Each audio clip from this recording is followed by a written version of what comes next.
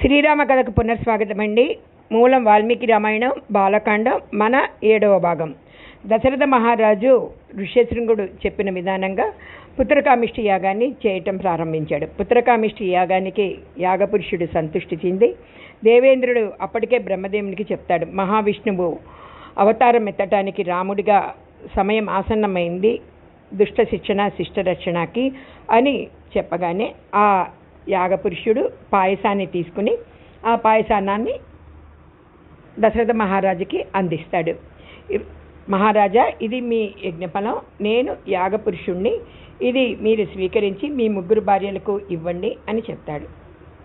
అసలు దశరథ మహారాజా ఆనందానికి అంతులేదు. ఆ పాయసాన్నాన్ని తీసుకుని తన 3 భార్యలకి సమానంగా పంచడానికి అంతఃపురానికి వెళ్తాడు. అప్పటికే బ్రహ్మదేవుడు దేవేంద్రుడి ఆదేశ ప్రకారం